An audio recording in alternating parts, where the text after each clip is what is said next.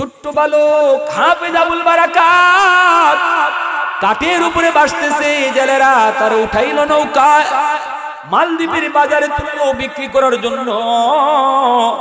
এত সুন্দর তার চেহারা, হবেই তো সুন্দর, কারণ বাড়ি হলো আমার নবীর দেশে সৌদি আরবের মানুষ, আরবের বালক সুন্দর তো হবেই, অনেক দাম চায়, বিক্রি করবে, কেউ কিন্তু সাহস করে না। একজন কিন্তু মহিলা, মালদ্বীপের সব মানুষ কিন্তু হিন্দু, সবাই তো মূর্তি পূজারী, সবাই তো অগ্নি পূজারী, সবাই তো দেবতার পূজা করে।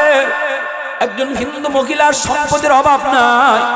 ওই মহিলায় ডাক দিয়া কয়, আমারে যত লাগে তোমরা নেও, টাকা নাও, কিন্তু ছেলেটা আমার বড় প্রয়োজন, কারণ আমার কোনো ছেলে সন্তান নাই, আছে শুধু একটা মেয়ে সন্তান। আমার মেয়েটারে বালিক হওয়ার পর, উপযুক্ত হওয়ার পর বিয়ে দিয়ে দিতে হবে, তখন আমাকে কে পালবে, কে খাওয়াবে? একটা ছেলের বড় প্রয়োজন, টাকা কত লাগবে বলো? ছেলেরা যা চাইছে তা দিয়ে মহিলা কিনে নিল। এইবার হাফিজ সাহেব হিন্দু মহিলার ঘরে, হাফিজ সাহেব মহিলাটারে আম্মা কয়, মহিলাটাও তারে আদর করে, বোনটারও তারে ভাইয়া কয়, সেও বোনটারে বড় আদর করে। এইভাবেই চলছে রে যুবক, এইভাবেই সুন্দর করে চলছে তাদের জীবন। হঠাৎ করে একদিন হাফিজ সাহেব দেখতেছি মায় কান্দে। মা তুমি কেন কান্দো? মায় কই, বাবা কান্নার কারণ হলো এই মালদ্বীপে প্রতি বছর সিডর হয়, জলোচ্ছ্বাস হয়, অসংখ্য অগণিত মানুষ মারা যায় পানির নিচে পইরা। জলোচ্ছ্বাস আইসা মালদ্বীপ শহরটারে পানির নিচে ডুবায় দেয়। এই অবস্থায় বাদশা জ্যোতিষীদেরকে বলল, গণকদেরকে বলল, তোমরা গণনা করে বের করো, জ্যোতিষীরা জ্যোতিষী বিদ্যা পড়ে বের করো, কেন এমন হয়, কেন এমন হয়। ওরা তালাশ করে বলল, এটা একটা খবিস জিনের কারসাজি, এটা খবিস জিনের কাম। এর থেকে যদি মালদ্বীপে বাঁচাইতে হয়, তাহলে একটা সুন্দরী কুমারী মেয়েকে, সাগরের পারে একটা রাম মন্দির, এই রাম মন্দিরে মেয়েটাকে রাতের বেলা দিয়ে আসতে হবে, সকালবেলা মেয়েটার লাশ পাওয়া যাবে, অর্থাৎ জিন এই মেয়েটারে খেয়ে ফেলবে, জিনরে ভোগ দেওয়া লাগবে, তবেই সিডর হবে না, মালদ্বীপ শহরটা রক্ষা পাবে। এ বাবা যুবক, এ বাবা সন্তান, বাবা শোনো, বাবা প্রতি বছর লটারি দেওয়া হয় সুন্দরী মেয়েদের, এই বছর লটারিতে আমার মেয়েটার নাম উঠে গেছে। কিছুক্ষণ পরেই সরকারি সৈন্যরা আমার দরজার পাশে আসবে, আইসেই তারা জোর করে আমার মেয়েটাকে নিয়ে নিবে। বাবা বল বল বল, এত মায়া করে যে মেয়েটাকে বড় করে নাম, এত আদর, আজকে আমার মেয়েটা চোখের সামনে সে মৃত্যুর ঘাটে যাবে, আমি মা সেটা কেমনে সহ্য করব, কেমনে সেটা সহ্য করবো রে বাজান, এজন্য আমি কাঁদতেছি। হাফিজ সাহেব কই, মা টেনশন করো না, টেনশন করো না, আমি এর সমাধান দিব, আমি এর সলিউশন দিব গো মা, আমার বোনটার কোনো ক্ষতি হতে আমি দেব না, আবার সিডর হবে না, এই জিনেও কোনো ক্ষতি করতে পারবে না, মা তুমি কোনো টেনশন করো না, আমার বোনটারে নানার বাড়িতে পাঠিয়ে দাও, আর বোনের জামা কাপড় পরাইয়া আমাকে মেয়ে লোক বানাইয়া পালকের মধ্যে তুমি বসায় রাখো, আমার দাড়ি নাই মুছ নাই, আমাকে বোঝা যাবে না আমি আজ একটা ছেলে, আমাকে মেয়ে লোকের পোশাক পরালে আমাকে মেয়েই মনে হবে, ওরা আমাকে মেয়ে মনে মনে করে, ওরা আমাকে রাম মন্দিরে রেখে দিক, এরপরে আমি বুঝবো আর জিনে বুঝবো। এই কথা বলা মাত্রই মহিলা কয়, বাবা না না, আমি তোমাকে হারাতে পারবো না রে বাবা। হাফেজ সাহেব কয়, মা গো কোনো টেনশন তুমি করবা না গো মা, আমার কোনো ক্ষতি হবে না, আমার কোনো ক্ষতি হবে না। কয় না বাবা। হাফেজ সাহেব কয়, মা তুমি জানো না আমার সিনার ভিতরে কি আছে? ওই জিনের যে শক্তি, সিডরের যে শক্তি, এর যে হাজার হাজার গুণ পাওয়ার আল্লাহ আমার সিনার ভিতরে রাখছে। এই শক্তির নাম হলো 30 পারা কোরআন।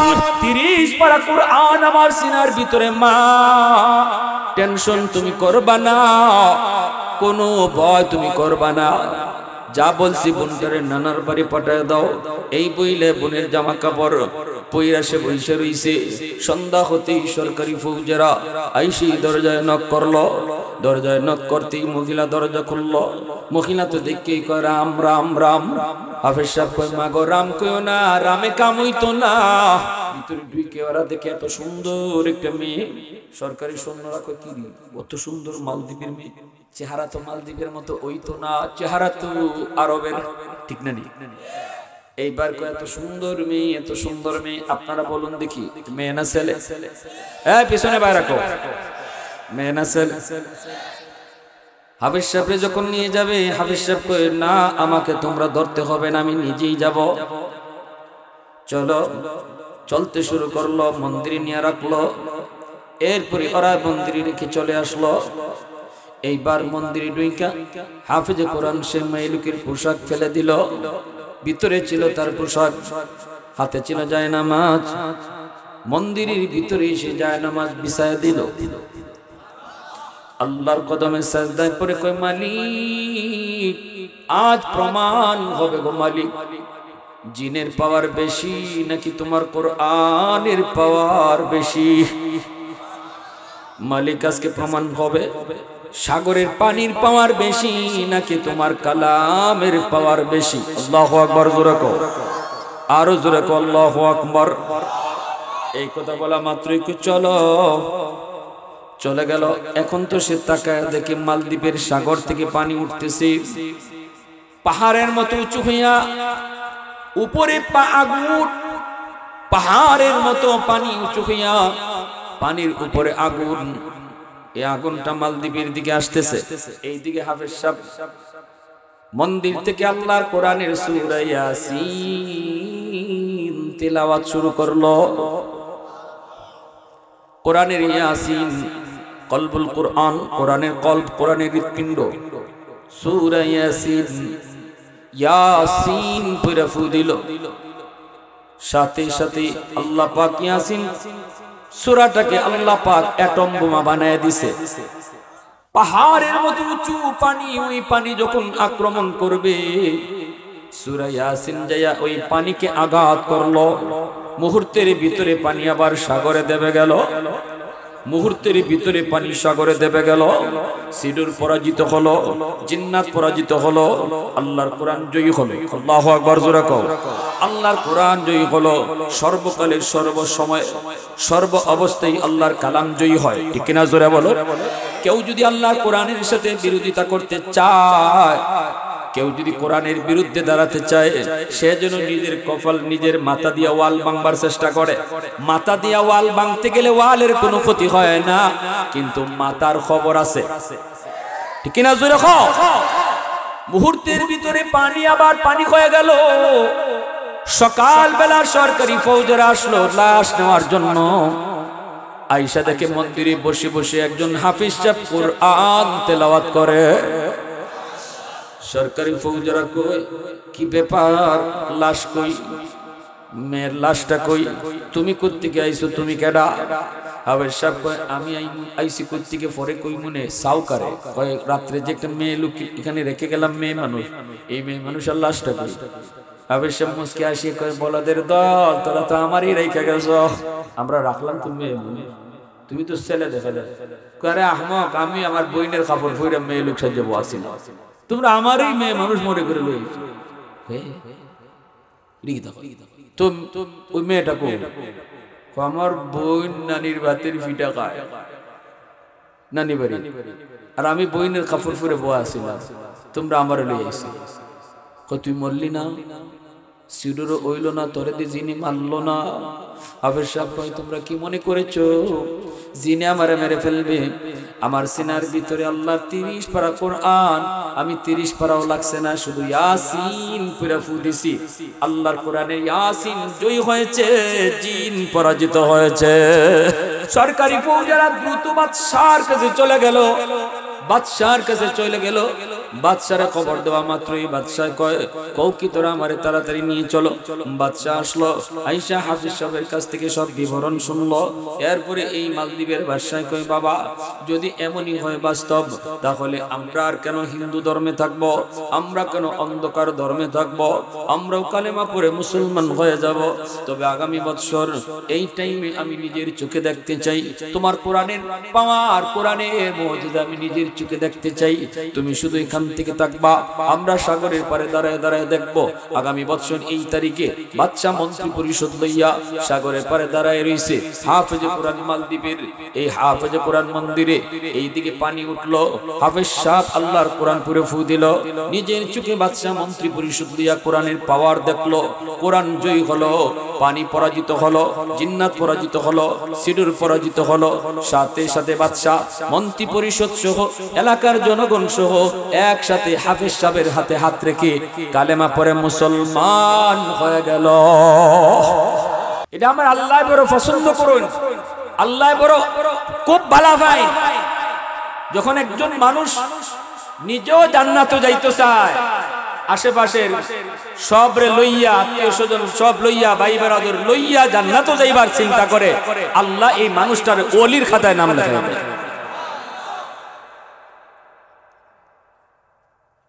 এজন্য আমার ভাইরা ভালো করে ইয়াদ রাখবেন, যৌবন কালটা আল্লাহর কাছে বড় দামি। এজন্য আল্লাহ জীবনের হিসাব নেওয়ার সাথে সাথে যৌবনের হিসাবও নিল। জীবনের ভিতরে যৌবন ছিল, আলাদা হিসাব নেওয়ার প্রয়োজন ছিল না, কিন্তু আল্লাহ যৌবন কালটার হিসাব আলাদা নিব। আন আমরিহি ফিমা আফনাহু ওয়া আন শাবাবিহি ফিমা আবলাহু। এই জমিনে যত আল্লাহর ওলি হইছেন সবাই ওলির দফতরের নাম লেখাইছেন যৌবন কালে, কারণ যৌবনের ইবাদত আল্লাহর ওলি বানায়। বয়স যত বাড়ে আল্লাহ সম্মান তত বাড়ায় দেয়, ইজ্জত আল্লাহ তত বাড়ায় দেয়। প্যারে হাজিরিন, এই কোরআনের মাহফিল, কোরআনের জলসা আজকে তারা কষ্ট করে উদ্যোগ নিছে। এখন আমরা উচিত এলাকার মানুষের সফল করা, সার্থক করা। যুবকরা যাতে আগামী বছর এই মাহফিল নিয়েই চিন্তা করে, আগামীতে যেন গান বাজনা করাইবার চিন্তা না করে। এজন্য এলাকার মানুষ যদি যুবকরা উল্টে জায়গা গান বাজনা করায়, তাহলে আপনাদের এই এলাকা, এই ব্রাহ্মণগাঁও এলাকা, এলাকার গোটা সুনামগঞ্জের মাঝে পরিচিত হইব এটা যাত্রার গ্রাম, ঠিক না? এটা যাত্রার গ্রাম।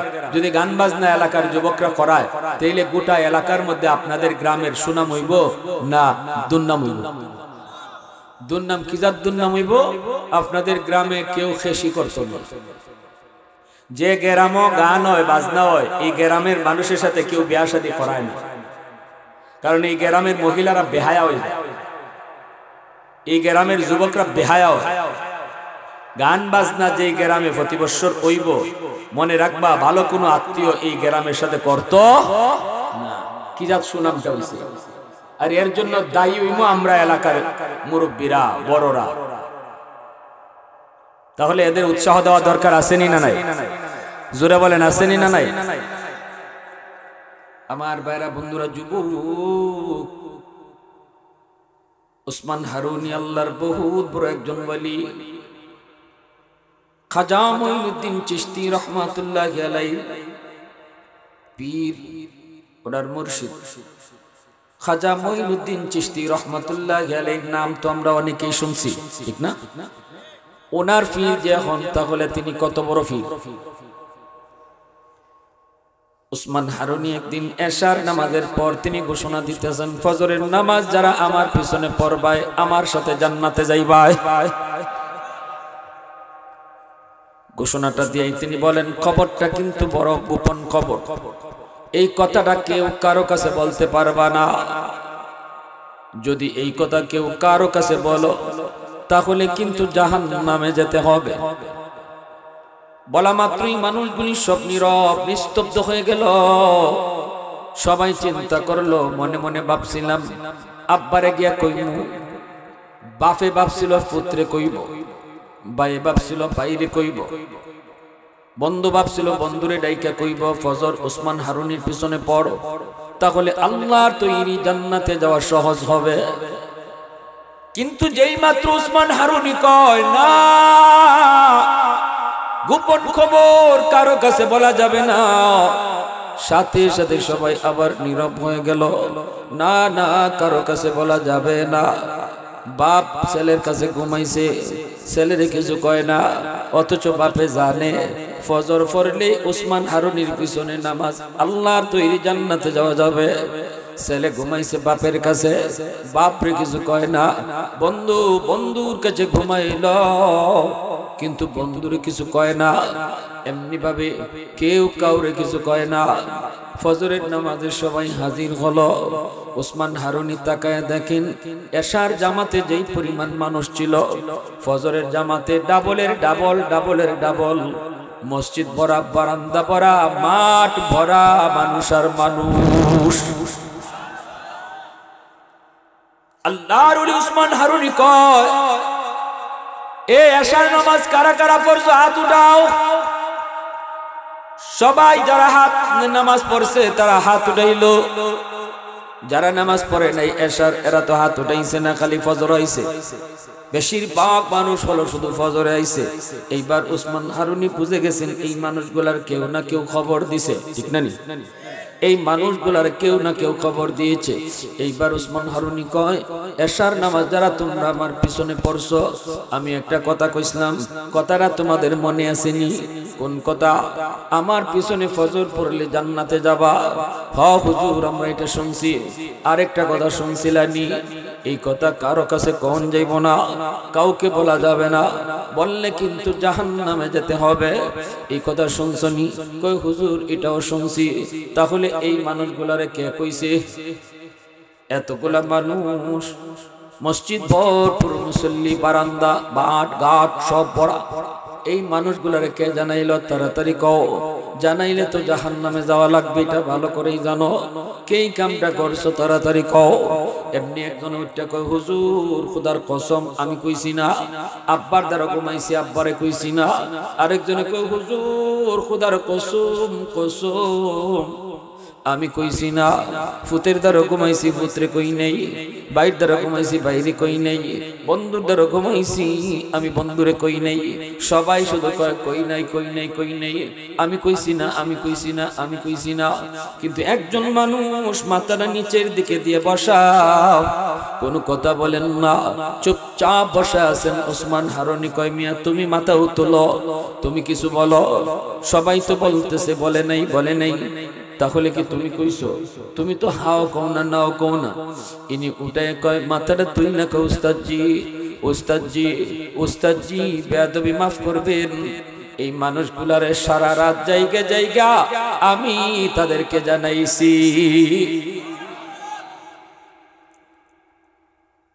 কেন তুমি জানাইছো? তুমি কি জাহান্নামে যেতে চাও?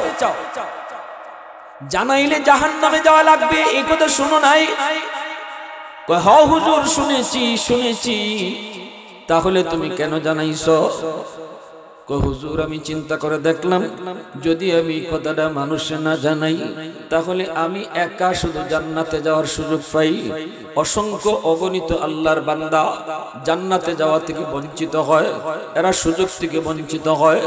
আমি এটা মনে করলাম না, এটা হয় না, এটা স্বার্থপরতা হয়, এটা নিজের স্বার্থ বেশি দেখা হয়। আমার আল্লাহ তো চায় নিজেও বাঁচো, পরিবারও বাঁচাও, এলাকার মানুষজনকে নিয়ে জাহান্নাম থেকে বাঁচো। এই চিন্তা করে আমি গ্রামে গ্রামে হাঁটছি আর আওয়াজ দিছি, সারা রাত ধরে আওয়াজ দিছি, ও আল্লাহর বান্দারা, জান্নাতে যদি যেতে চাও আজকের ফজরটা ওসমান হারুনির পিছনে পড়ো। কারণ ইনি এত বড় আল্লাহর ওলি, আগুনের ভিতরে ইনি জাপ দেয়, আগুন ওরারে জ্বালায় না। আগুনের পূজারীরা কয়, কথা কইতে কইতে তোমরা দেখবাইনি আগুনের কোনো নিজস্ব ক্ষমতা নাই, আগুন চাইলেই জ্বালায় না, আগুনের মালিক ইশারা দিলে জ্বালায়, নইলে আগুন জ্বালায় না। আগুনের পূজারীরা কই এটা বুঝি না, এত কথা বুঝি না। ওসমান হারুনি কই বুঝতে চাও? কই হ্যাঁ বুঝতে চাই। সাথে সাথে আল্লাহু আকবার কইয়া আগুনের ভিতরে তিনি ঝাঁপ দিয়েছেন। আগুনের পূজারীর দল সবাই তাকায় তাকায় দেখতেছে ওসমান হারুনি আগুনের ভিতরে। এত বড় আগুন দাউ দাউ করে জ্বলে, কিন্তু ওনার গায়ে লাগে না, পশমটাও আগুনে জ্বালায় না। আবার তিনি আগুনের ভিতর থেকে বেশ কিছুক্ষণ থাইকা আল্লাহু আকবার কয়ে আগুন থেকে বেরিয়ে আসলেন। সমস্ত অগ্নি পূজারীরা মুহূর্তের ভিতরে কালেমা পড়ে মুসলমান হয়েছে। আর একটু জোরে কও আল্লাহু আকবার। তাহলে আমরা কি বুঝলাম? আগুন নিজের কোনো ক্ষমতা নেই, আগুন আগুনের মালিকের কথায় চলে, ঠিক কিনা? জোরে কও, আরো জোরে কও, ঠিক কিনা? আগুন তার মালিকের ইশারায় চলে বিদায় আজকে 11 দিন 12 দিন যাবত আমেরিকার লস অ্যাঞ্জেলেস আগুনে জ্বলে, হলিউড আগুনে পড়ে জ্বলে ছাই। তাম পৃথিবীর প্রযুক্তির লাইনে তারা চ্যালেঞ্জ করে আমেরিকা, পৃথিবীর কোন শক্তি যাদের সামনে হাজির হতে পারে না, যারা আল্লাহর শক্তির সামনে অনেক সময় বাহাদুরি দেখায়, সেই আমেরিকা আজকে অত্যাধুনিক সমস্ত প্রযুক্তি নিয়ে এক আগুনের সামনে অসহায় হয়ে দাঁড়ায় আছে। শুধু দেখা ছাড়া কোনো উপায় নেই। পুরা শহরকে শহর জ্বালায় দিতেছে। লস অ্যাঞ্জেলেস আগুনে জ্বলতেছে। পৃথিবীর সবচেয়ে দামি এলাকা, পৃথিবীর সবচেয়ে মূল্যবান এলাকা, দামি দামি ধনী ধনী লোকরা যেখানে থাকে, হলিউডের নায়ক নায়িকা যেখানে থাকে, রঙ্গমঞ্চ দিনরাত যেখানে তৈরি হয়, পাপের রাজ্য আমেরিকার, সেই পাপের রাজ্যের নাম হলো লস অ্যাঞ্জেলেস। হলিউড আজকে আগুনে জ্বলতেছে। লক্ষ লক্ষ হেলিকপ্টার দিয়ে পানি দেয়, লক্ষ লক্ষ ফায়ার সার্ভিস দিয়ে পানি দেয়, কিন্তু দেখা যায় পানি দিলে আগুন নিবে, কিন্তু লস অ্যাঞ্জেলেসের আগুন পানি দিলে আরো বাড়ে। দুনিয়ার আগুন পানি দিলে নিবে, আর আল্লাহর আদেশে যেটা জ্বলে এটারে পানি দিলে আরো জ্বলে, ঠিক কিনা? জোরে কও, আরো জোরে, ঠিক কিনা? পাশেই সাগর, সাগর, সাগরের পানি দিতে দিতে আরেক রাজ্যে, সাগরের আরেক রাজ্যে পানি শর্ট পড়ে যেতেছে। এরপর আগুনের কোনো কুল কিনারা পায় না। তাহলে বোঝা গেল আগুনের নিজস্ব কোনো ক্ষমতা নাই, ক্ষমতা হলো মালিকের। মালিক যদি কয় আগুনে জ্বালায়, মালিক যদি না কয় জ্বালায় না। এজন্যই তো ইব্রাহিম খলিল জ্বলে নাই, মুসা কালিমুল্লাহ জ্বলে নাই। আল্লাহু আকবার, জোরে কও, আরো জোরে আল্লাহু আকবার। প্রশংসা করব কার? আরো জোরে কার? ওয়াহদাত কি হিফাজত নেহি বেকুওয়াত বাজু, वहदत की हिफाजत नहीं बेकुव्वत बाजू, आती नहीं कुछ कमी हक़ खुदा दाद, आती नहीं कुछ कमी हक़ खुदा दाद। ऐ मर्द खुदा तुझको कुव्वत नहीं हासिल, जा बैठ किसी गार में अल्लाह का करिया। ये सच है कि बातिल की तरफदार नहीं हम, गद्दार न समझो हमें गद्दार नहीं हाँ। फूलों की तरह नरम मिजाज अपना है नजर, हम तीर नहीं नेज़ा तलवार नहीं हाँ। मुसलमाনের আওয়াজে বলি আল্লাহু আকবার। তাহলে বোঝা গেল আগুন কার হুকুমে চলে। উসমান হারুনি বলতেছেন, মিয়া তুমি কইছো? কহ হুজুর, গোটা এলাকা জুইরা আমি জানাইছি, আওয়াজ আমি পৌঁছাইছি, ঘরে ঘরে আওয়াজ দিছি তাড়াতাড়ি ফজর উসমান হারুনির পিছনে পড়ো, কারণ আমি মঈনুদ্দিন জানি উসমান হারুনি কেডা। আল্লাহু আকবার, জোরে কও। সবাই না জানলো মঈনুদ্দিন চিশতি জানবেন না, মানিকে মানিক চিনে, রতকে রতন চিনে, ঠিক কিনা? আরো জোরে, ঠিক কিনা? ওলি ওলি রে চিনে। উসমান হারুনি জানে মঈনুদ্দিন চিশতি কেডা, আর মঈনুদ্দিন চিশতি জানে উসমান হারুনি কেডা। উসমান হারুনি তার ছাত্র মঈনুদ্দিন চিশতিকে কয়, মঈনুদ্দিন কে জানাইছে? তিনি বলতেছে, হুজুর আমি জানাইছি। তাহলে কি তুমি জাহান্নামে যেতে খুব ইচ্ছুক? জাহান্নাম তোমার খুব পছন্দ?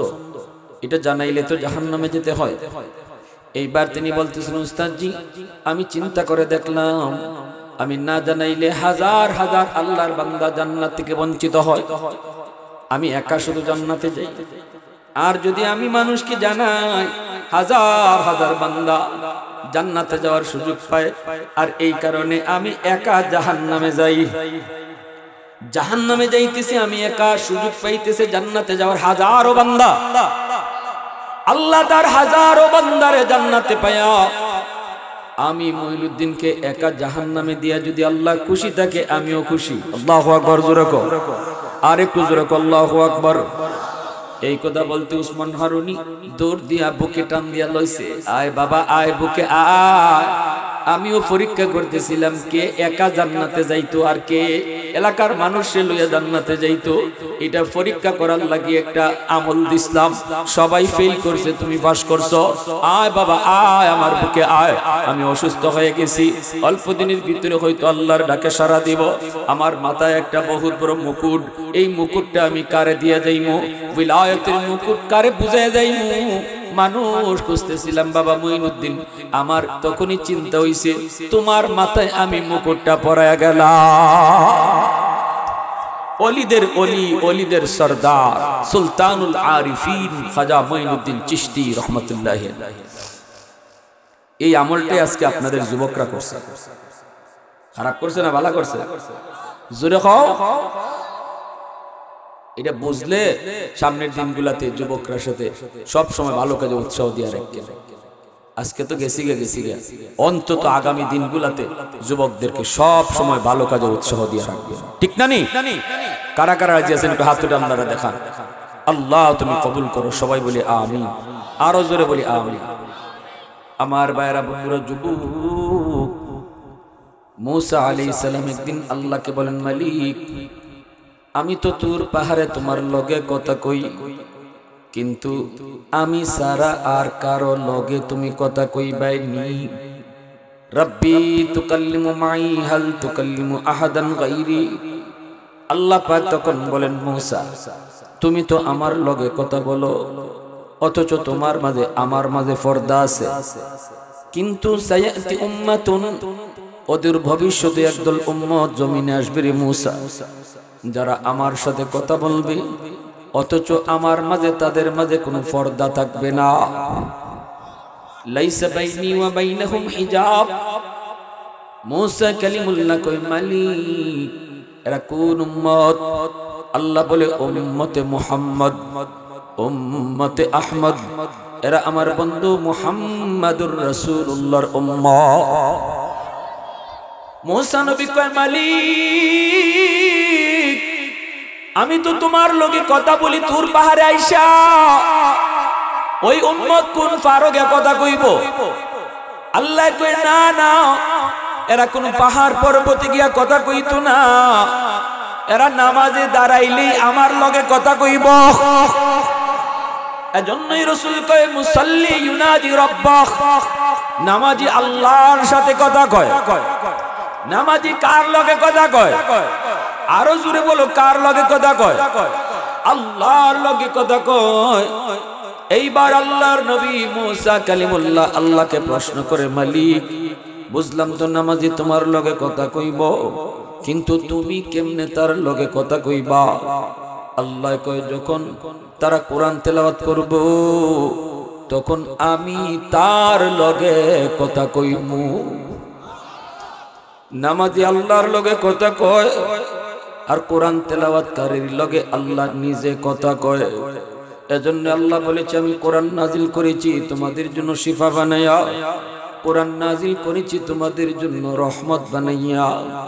যেই করে কোরআন তেলাওয়াত বেশি বেশি হবে, এই করে আল্লাহর পক্ষ থেকে রহমত নাজিল হবে। যুবক, যেই সমাজে মাদ্রাসা থাকবে, যেই সমাজে কোরআনের প্রতিষ্ঠান মাদ্রাসা থাকবে, সমাজের মানুষ মাদ্রাসাকে কদর করবে, এই সমাজটাকে আল্লাহর রহমতের চাদর দিয়ে ঢেকে রাখবে। যেই সমাজের মানুষ উলামায়ে কেরামকে মহব্বত করবে, যেই সমাজের মানুষগুলা সন্তানকে হাফেজ আলেম বানাবে, আল্লাহ ওই সমাজটাকে আযাব গজব থেকে হেফাজত করবে। সুবহানাল্লাহ, জোরে বলেন, আর একটু জোরে বলেন সুবহানাল্লাহ।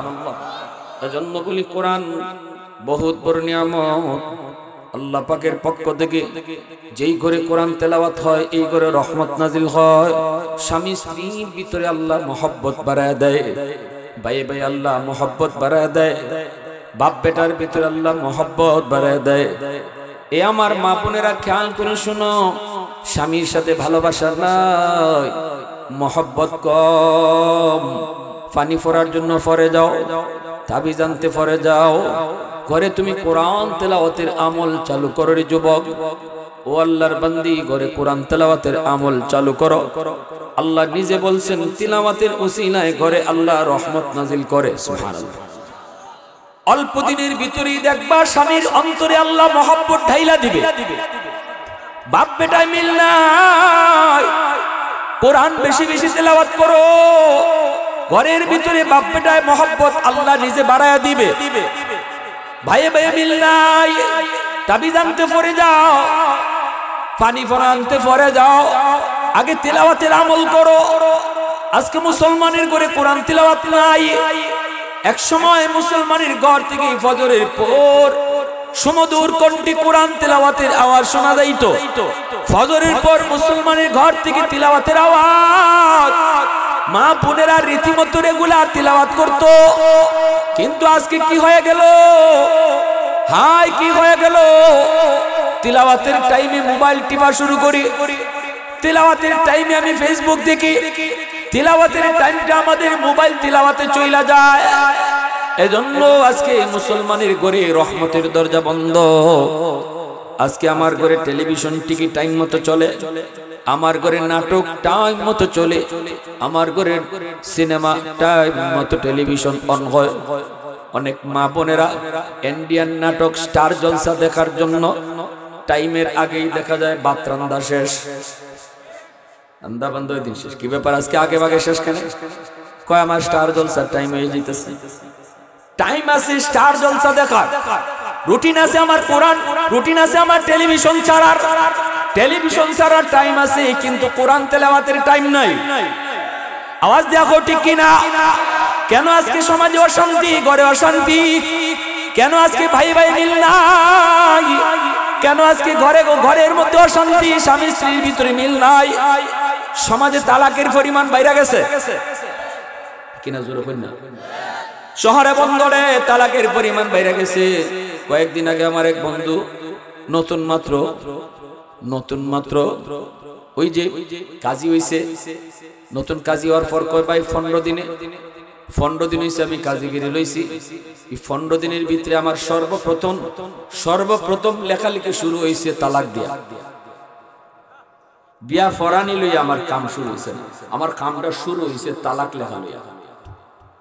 আর এই পর্যন্ত 15 দিনে মনে হয় 20টার উপরে খালি তালাকের কাগজে লেখন লাগছে।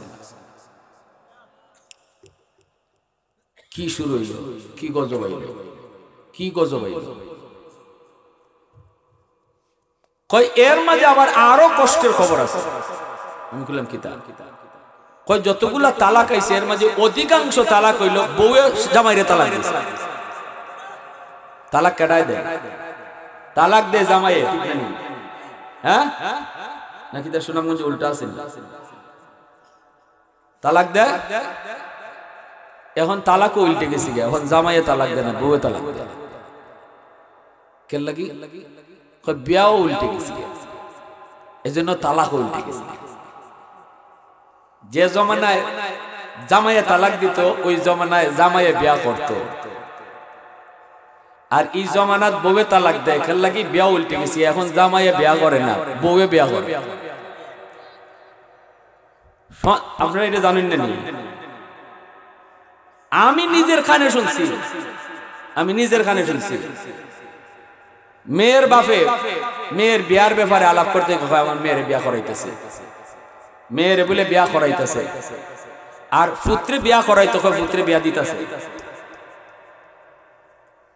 বিয়া করে কেডা আর বিয়া বয় কেডা?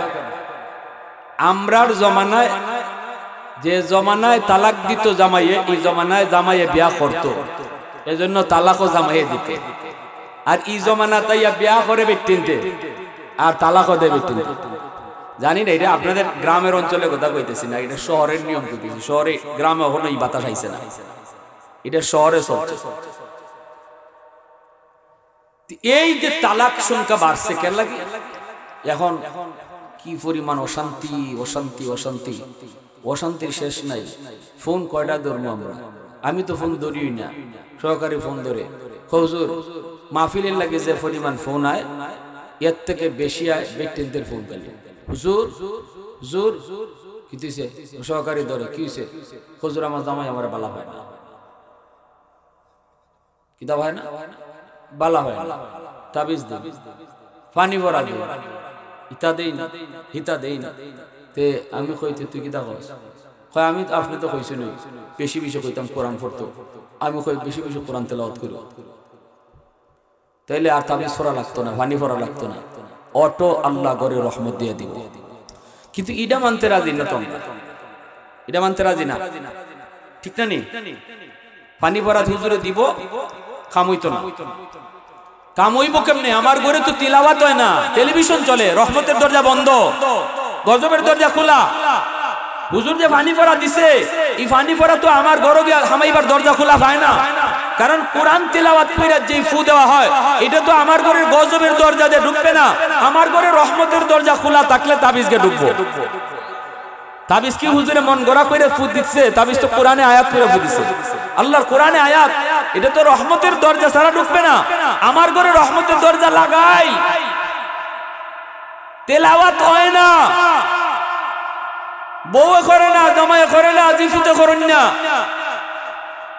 দিন যায় সপ্তাহ যায় মাস যায় রমজান আইলে কোরআনের সাথে আমরা আর সাক্ষাৎ হয় ঠিক না নি কিন্তু টেলিভিশন ডেলি চলে না চলে না এখন হুজুরে পানি পড়া দিন আমার ঘরে গিয়া আমার তো খাম হয় না খাম হইতো কেমনে ঘরে গিয়ে ঢুকবার জায়গা পায় না ওখানে আইয়া কিদা সব দোষ হুজুরে পরের দিন আইয়ে বেটার দোকানে হামাইয়ে কয় নাই রে নাই নাই আগের মেসাব নাই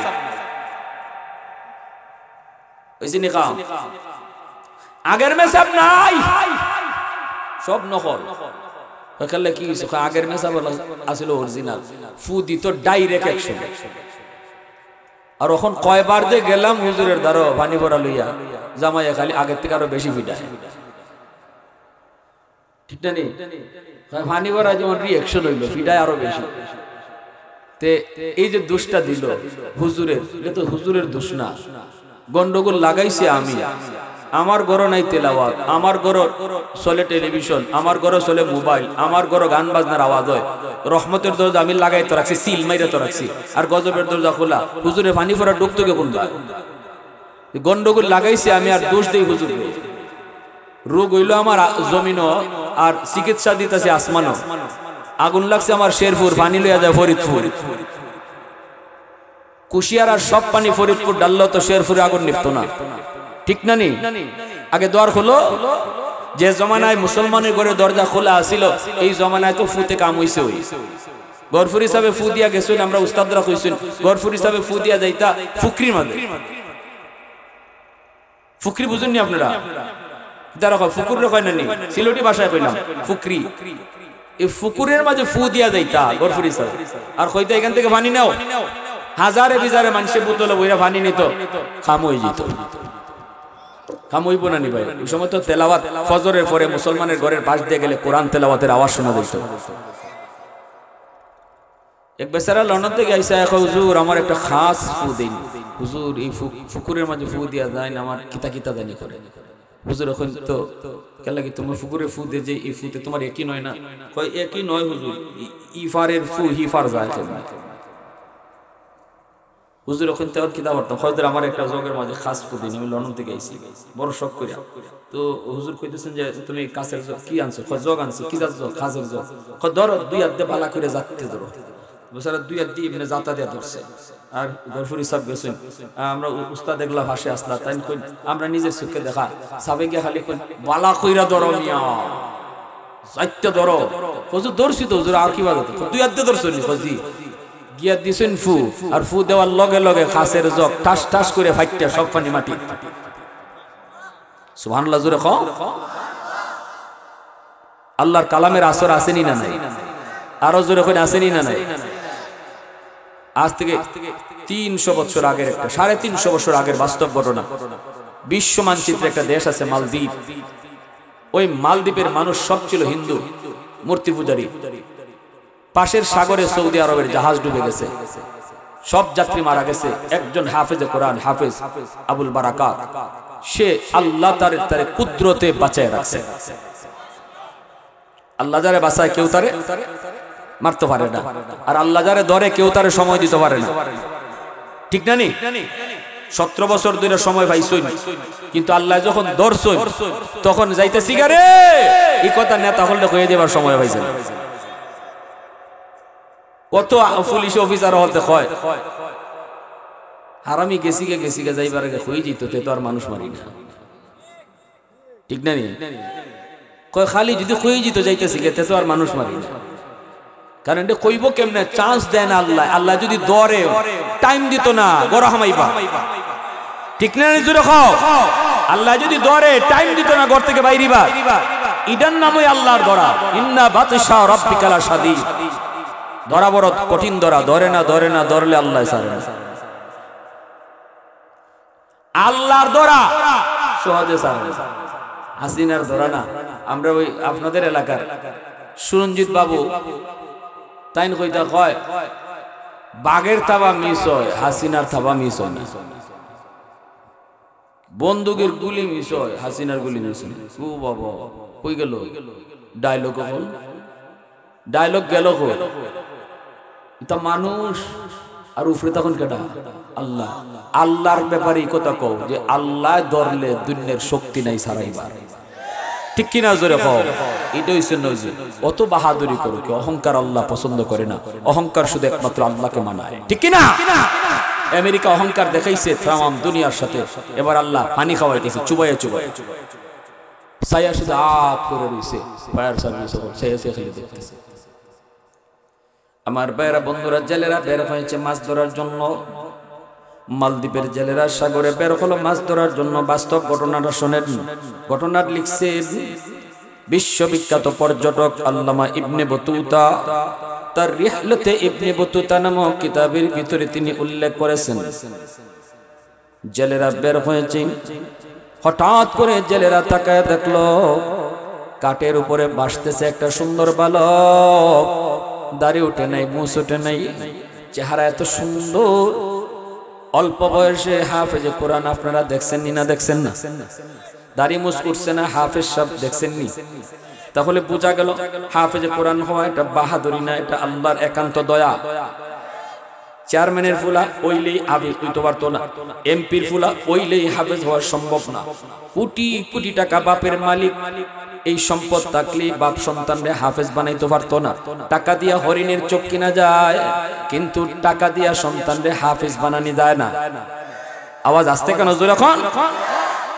এই ছোট্ট বালক হাফেজ আবুল বারাকাত কাঠের উপরে ভাসতেছে। জেলেরা তার উঠাইলো নৌকায়, মালদ্বীপের বাজারে তুললো বিক্রি করার জন্য। এত সুন্দর তার চেহারা, হবেই তো সুন্দর, কারণ বাড়ি হলো আমার নবীর দেশে সৌদি। আরবের মানুষ, আরবের বালক সুন্দর তো হবেই। অনেক দাম চায়, বিক্রি করবে, কেউ কিন্তু সাহস করে না। একজন কিন্তু মহিলা, মালদ্বীপের সব মানুষ কিন্তু হিন্দু, সবাই তো মূর্তি পূজারী, সবাই তো অগ্নি পূজারী, সবাই তো দেবতার পূজা করে। একজন হিন্দু মহিলার সম্পদের অভাব নাই। ওই মহিলায় ডাক দিয়া কয়, আমারে যত লাগে তোমরা নেও, টাকা নাও, কিন্তু ছেলেটা আমার বড় প্রয়োজন, কারণ আমার কোনো ছেলে সন্তান নাই, আছে শুধু একটা মেয়ে সন্তান। আমার মেয়েটারে বালিক হওয়ার পর, উপযুক্ত হওয়ার পর বিয়ে দিয়ে দিতে হবে। তখন আমাকে কে পালবে, কে খাওয়াবে? একটা ছেলের বড় প্রয়োজন। টাকা কত লাগবে বলো? জেলেরা যা চাইছে তা দিয়ে মহিলা কিনে নিল।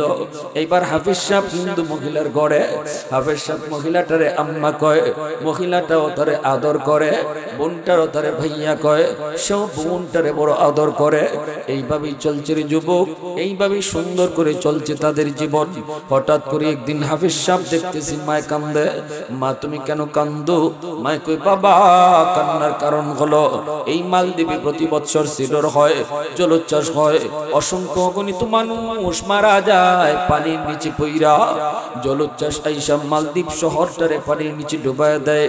এই অবস্থায় বাদশা জ্যোতিষীদেরকে বলল, গণকদেরকে বলল, তোমরা গণনা করে বের করো জ্যোতিষীরা জ্যোতিষী বিদ্যা পড়ে বের করো কেন এমন হয়, কেন এমন হয়। ওরা তালাশ করে বলল এটা একটা খবিস জিনের কারসাজি, এটা খবিস জিনের কাম। এর থেকে যদি মালদ্বীপে বাঁচাইতে হয় তাহলে একটা সুন্দরী কুমারী মেয়েকে সাগরের পারে একটা রাম মন্দির, এই রাম মন্দিরে মেয়েটাকে রাতের বেলা দিয়ে আসতে হবে, সকালবেলা মেয়েটার লাশ পাওয়া যাবে, অর্থাৎ জিন এই মেয়েটারে খেয়ে ফেলবে, জিনরে ভোগ দেওয়া লাগবে, তবেই সিডর হবে না, মালদ্বীপ শহরটা রক্ষা পাবে। এ বাবা যুবক, এ বাবা সন্তান, বাবা শোনো বাবা, প্রতি বছর লটারি দেওয়া হয় সুন্দরী মেয়েদের, এই বছর লটারিতে আমার মেয়েটার নাম উঠে গেছে। কিছুক্ষণ পরেই সরকারি সৈন্যরা আমার দরজার পাশে আসবে, আইসেই তারা জোর করে আমার মেয়েটাকে নিয়ে নিবে। বাবা বল বল বল, এত মায়া করে যে মেয়েটাকে বড় করে নাম, এত আদর, আজকে আমার মেয়েটা চোখের সামনে সে মৃত্যুর ঘাটে যাবে, আমি মা সেটা কেমনে সহ্য করব, কেমনে সেটা সহ্য করব রে বাজান, এজন্য আমি কাঁদতেছি।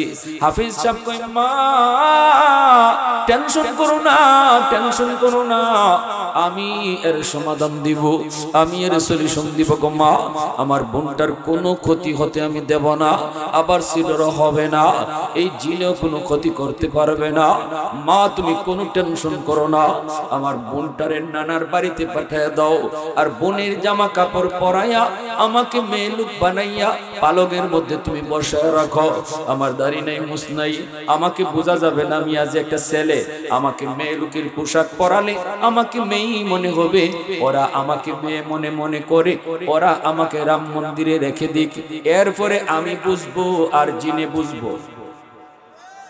আল্লাহু আকবার, আল্লাহু আকবার, আরো জোরে আল্লাহু আকবার। এই কথা বলা মাত্রই মহিলা কয় বাবা না না, আমি তোমাকে হারাতে পারবো না রে বাবা।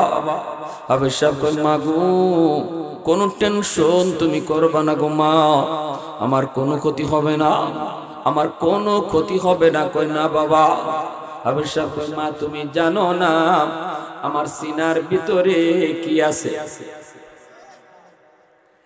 ওই জিনের যেই শক্তি, সিডরের যেই শক্তি, এর যে হাজার হাজার গুণ পাওয়ার আল্লাহ আমার সিনার ভিতরে রাখছে। এই শক্তির নাম হলো 30 পারা কোরআন। 30 পারা কোরআন আমার সিনার ভিতরে। মা টেনশন তুমি করবা না, কোনো ভয় তুমি করবা না, যা বলছি বোনটারে নানার বাড়ি পাঠায় দাও। এই বইলে বোনের জামা কাপড় পইরা সে বইসে রইছে। সন্ধ্যা হতেই সরকারি ফৌজেরা আইসি দরজায় নক করলো। দরজায় নক করতেই মহিলা দরজা খুললো। মহিলা তো দেখেই কয় রাম রাম রাম। হাফেজ সাহেব কয় মা গো রাম কইও না, রামে কাম হইতো না। ঠিক না? ভিতরে ঢুকে ওরা দেখে এত সুন্দর একটা মেয়ে। সরকারি সৈন্যরা কয় কি কত সুন্দর মালদ্বীপের মেয়ে, চেহারা তো মালদ্বীপের মতো ওই তো না, চেহারা তো আরবের। ঠিক না? এইবার কয় এত সুন্দর মেয়ে, এত সুন্দর মেয়ে, আপনারা বলুন দেখি মেয়ে না ছেলে? পিছনে বাইরে রাখো, মেয়ে না ছেলে? হাফেজ সাহেব যখন নিয়ে যাবে, হাফেজ সাহেব কয় না আমাকে তোমরা ধরতে হবে না, আমি নিজেই যাব। চলো, চলতে শুরু করলো। মন্দিরে নিয়ে রাখলো। এরপরে ওরা মন্দিরে রেখে চলে আসলো। এইবার মন্দিরে ঢুইকা হাফেজে কোরআন সে মাইলুকের পোশাক ফেলে দিল। ভিতরে ছিল তার পোশাক, হাতে ছিল জায়নামাজ। মন্দিরের ভিতরে এসে জায়নামাজ বিছায়া দিল। আল্লাহর কদমে সাজদায় পড়ে কয় মালিক আজ প্রমাণ হবে গো মালিক, জিনের পাওয়ার বেশি নাকি তোমার কোরআনের পাওয়ার বেশি? মালিক আজকে প্রমাণ হবে সাগরের পানির পাওয়ার বেশি নাকি তোমার কালামের পাওয়ার বেশি। আল্লাহু আকবার, জোরে কও, আরো জোরে কও আল্লাহু আকবার। এই কথা বলা মাত্রই চলো চলে গেল। এখন তো সে তাকায় দেখে মালদ্বীপের সাগর থেকে পানি উঠতেছে পাহাড়ের মতো উঁচু হইয়া, উপরে আগুন, পাহাড়ের মতো পানি উঁচু হইয়া, পানির উপরে আগুন। এই আগুনটা মালদ্বীপের দিকে আসতেছে। মালদ্বীপের দিকে আসতেছে, পানির মধ্যে কিন্তু আগুন তৈরি হয়, পানির মধ্যে আগুন আগুন কারেন্ট তৈরি হয় কোত্থেকে? পানি থেকে কারেন্ট তৈরি হয়, পানি থেকে। কারেন্ট তো একটা আগুন, তাইলে পানির খুব স্পিড, পানি যখন খুব বেশি ধাক্কা লাগে তখন এই পানির ধাক্কায় আগুন তৈরি হয়। উপরে আগুন, উপরে আসতেছে। এইদিকে হাফেজ সাহেব মন্দির থেকে আল্লাহর কোরআনের সূরা ইয়াসিন তিলাওয়াত শুরু করলো। কোরআনের ইয়াসিন কলবুল কোরআন, কোরআনের কলব, কোরআনের হৃৎপিণ্ড। সূরা ইয়াসিন, ইয়াসিন পড়ে ফু দিল, সাথে সাথে আল্লাহ পাক ইয়াসিন সূরাটাকে আল্লাহ পাক অ্যাটম বোমা বানায় দিছে। পাহাড়ের মতো উঁচু পানি, ওই পানি যখন আক্রমণ করবে সূরা ইয়াসিন যায়া ওই পানিকে আঘাত করলো। মুহূর্তের ভিতরে পানি আবার সাগরে দেবে গেল, মুহূর্তের ভিতরে পানি সাগরে দেবে গেল। সিডুর পরাজিত হলো, জিন্নাত পরাজিত হলো, আল্লাহর কোরআন জয়ী হলো। আল্লাহু আকবার, জোরে কও। আল্লাহর কোরআন জয়ী হলো। সর্বকালের সর্বসময় সর্ব অবস্থায় আল্লাহর কালাম জয়ী হয়, ঠিক কিনা? জোরে বলো। কেউ যদি আল্লাহর কোরআনের সাথে বিরোধিতা করতে চায়, কেউ যদি কোরআনের বিরুদ্ধে দাঁড়াতে চায়, সে যেন নিজের কপাল নিজের মাথা দিয়া ওয়াল ভাঙবার চেষ্টা করে। মাথা দিয়া ওয়াল ভাঙতে গেলে ওয়ালের কোনো ক্ষতি হয় না, কিন্তু মাথার খবর আছে, ঠিক না? জোরে কও। মুহূর্তের ভিতরে পানি আবার পানি হয়ে গেল। সকাল বেলা সরকারি ফৌজেরা আসলো লাশ নেওয়ার জন্য। আয়েশা দেখে মন্দিরে বসে বসে একজন হাফেজ সাহেব কোরআন তেলাওয়াত করে। সরকারি ফৌজরা কই, কি ব্যাপার, লাশ কই, মেয়ের লাশটা কই, তুমি কোত্থেকে আইছো, তুমি কেডা? হাফেজ সাহেব কয়, আমি আইছি কোত্থেকে, পরে কই মনে সাউকারে কয়, রাত্রে যে একটা মেয়ে লোক এখানে রেখে গেলাম, মেয়ে মানুষ, এই মেয়ে মানুষ আর লাশটা কই? হাফেজ সাহেব মুসকে আসিয়ে কয়, বলাদের দল, তোরা তো আমারই রেখে গেছ। আমরা রাখলাম তুমি, তুমি তো ছেলে দেখা যায়। আরে আহমক, আমি আমার বইনের কাপড় ফইরা মেয়ে লোক সাজে বসি না, তোমরা আমারই মেয়ে মানুষ মনে করে লইছো। ওই মেয়েটা কো, আমার বইন নানির ভাতের ফিটা খায়, নানি বাড়ি, আর আমি বইনের কাপড় ফিরে বসে আসিলাম, তোমরা আমার লই আইছি। তুই মরলি না, সিডুরও ওইল না, তোরে দিয়ে জিনি মানলো না। হাফেজ সাহেব কয়, তোমরা কি মনে করেছো জিনে আমারে মেরে ফেলবে? আমার সিনার ভিতরে আল্লাহর 30 পারা কোরআন, আমি 30 পারাও লাগছে না, শুধু ইয়াসিন পুরা ফু দিছি। আল্লাহর কোরআনে ইয়াসিন জয়ী হয়েছে, জিন পরাজিত হয়েছে। সরকারি ফৌজরা দ্রুত বাদশার কাছে চলে গেল, বাদশার কাছে চলে গেল। বাদশারে খবর দেওয়া মাত্রই বাদশাহ কয়, কও কি তোরা আমারে তাড়াতাড়ি নিয়ে চলো। বাদশাহ আসলো, আয়েশা হাফেজ সাহেবের কাছ থেকে সব বিবরণ শুনলো। এরপরে এই মালদ্বীপের বাদশাহ কয়, বাবা যদি এমনই হয় বাস্তব, তাহলে আমরা আর কেন হিন্দু ধর্মে থাকবো, আমরা কেন অন্ধকার ধর্মে থাকবো, আমরাও কালেমা পড়ে মুসলমান হয়ে যাব। তবে আগামী বৎসর এই টাইমে আমি নিজের চোখে দেখতে চাই তোমার কোরআনের পাওয়ার, কোরআনের মুজিজা আমি নিজের চোখে দেখতে চাই। তুমি শুধু এখান থেকে থাকবা, আমরা সাগরের পারে দাঁড়ায় দাঁড়ায় দেখবো। আগামী বৎসর এই তারিখে বাদশাহ মন্ত্রী পরিষদ লইয়া সাগরের পারে দাঁড়ায় রইছে। হাফেজে কোরআন মালদ্বীপের এই হাফেজে কোরআন মন্দিরে এইদিকে পানি উঠলো। হাফেজ সাহেব আল্লাহর কোরআন পুরে ফু দিল। নিজের চোখে বাদশাহ মন্ত্রী পরিষদ লইয়া কোরআনের পাওয়ার দেখলো। কোরআন জয়ী হলো, পানি পরাজিত হলো, জিন্নাত পরাজিত হলো, সিডুর পরাজিত হলো। সাথে সাথে বাদশাহ মন্ত্রী পরিষদ সহ এলাকার জনগণ সহ একসাথে হাফেজ সাহেবের হাতে হাত রেখে কালেমা পড়ে মুসলমান হয়ে গেল। আওয়াজ দিয়ে আল্লাহু আকবার। ওই দিন থেকে মালদ্বীপ পৃথিবীর মানচিত্রে একটা মুসলিম রাষ্ট্র। এর আগ পর্যন্ত ছিল একটা হিন্দু রাষ্ট্র, একটা মূর্তি পূজারী রাষ্ট্র। আজও বিশ্ব মানচিত্রে মালদ্বীপ একটা মুসলিম দেশ। ইতিহাস হলো হাফেজ আবুল বারাকাতের ইতিহাস। কে লিখছেন? বিশ্ববিখ্যাত পর্যটক আল্লামা ইবনে বতুতা, তার কিতাব রিহলাতে ইবনে বতুতা। প্যারে হাজিরিন, তাহলে আল্লাহর কালামের পাওয়ার আসেনি না নাই? আরো জোরে আসেনি না নাই? এজন্য বলি করে কোরআন তেলাওয়াত চালু করো, সব সমস্যার সমাধান হয়ে যাবে। ফানি করার জন্য আর কবিরাজের কাছে দৌড়তে দৌড়তে তো জীবনে বহু টাকা খাইছেন। আল্লাহর দোহাই আর কবিরাজের কাছে যাইতে হইব না। কবিরাজের নামে বহু ঠক, বহু বাটফার, বহু টাকা মারতেছে। ঘরের জিনভূত ছাড়াইতে চান, কবিরাজের কাছে যাওয়ান লাগতো না, খালি তিলাওয়াত করো, সূরা বাকারার তিলাওয়াত করে চালু করো। আমি একটা কথা বলি আপনাদেরকে, ঘরে যে কজন সদস্য আছি, আমরা যদি একদিন সবাই বইয়া যদি কই বাবা বসো, আমি যদি আমার ছেলে মেয়ে বউ বাচ্চারে নিয়ে বইয়া বলি বাবা বলো সপ্তাহে 7 দিন, 7 দিনের মধ্যে কে কোন দিন কোরআন শরীফ পড়বার নাম বলো, বইলা যদি আমরা ডায়েরিতে উঠাই নেই, একটা রুটিন করে নেই, আগে নিজেরটা কই যে আমি শুক্রবারে তেলাওয়াত করব বা শনিবারে আমি পারবো, মা তুমি কোন দিন পারবা, তুমি কোন দিন পারবা। এইভাবে যদি সপ্তাহে 7 দিন বাইরে নেই আমরা পরিবারের সদস্যরা, বেশি লাগবে না, আধা ঘন্টা কোরআন তেলাওয়াত। কয় ঘন্টা? আধা ঘন্টা যদি কোরআন তেলাওয়াত করি, তাহলে দিনে অন্তত একবার হলো আমার ঘরে কোরআন তেলাওয়াত হইতেছে। এই আমলটা অন্তত কারা কারা করতে রাজি আছেন? একটু হাত উঠে আল্লাহর কাছে। আল্লাহ তুমি কবুল করো, সবাই বলেন আমিন, আরো জোরে বলেন আমিন। অটো আল্লাহর পক্ষ থেকে রহমত করে আসবে, শান্তি সমাজে ঘরে চলে আসবে। আল্লাহ আমাদের সবাইকে তৌফিক দান করুন, সবাই বলে আমিন। ওয়া আখির দাওয়ানা আনিল হামদুলিল্লাহি রাব্বিল আলামিন। আলহামদুলিল্লাহ, আলহামদুলিল্লাহিল্লাযী হাদানা লিহাযা ওয়া মা কুন্না লিনাহতাদিয়া লাউলা আন হাদানাল্লাহ।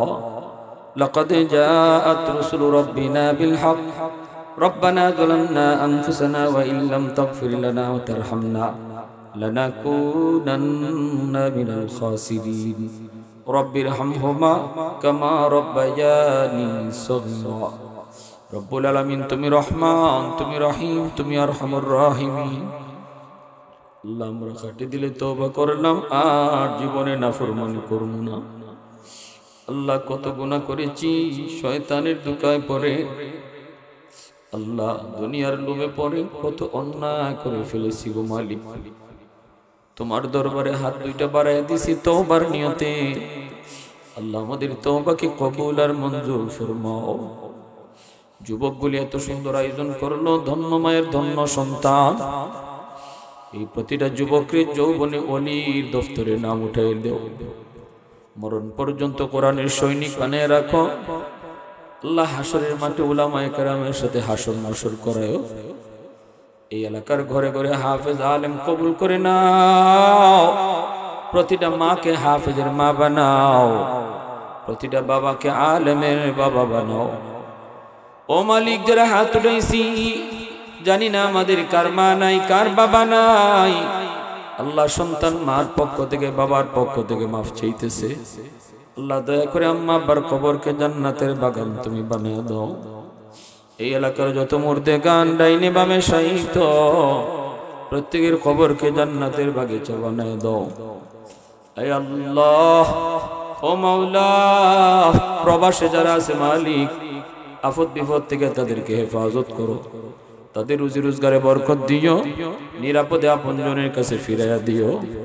সাহায্য সহযোগিতা দেশ বিদেশ থেকে যারা এই মাহফিলে করছে, আল্লাহ প্রত্যেকের সহযোগিতাকে নাজাতের ওসিলা বানিয়ে দিও। মা বোনদেরকে মাফ করে দাও, অসুস্থ যারা সুস্থ করে দাও। সাল্লাল্লাহু তাআলা আলা খাইরি খালকিহি মুহাম্মাদিন ওয়া আলিহি ওয়া আসহাবিহি আজমাইন। আমিন আমিন বিরহমাতিকা ইয়া আরহামার রাহিমিন।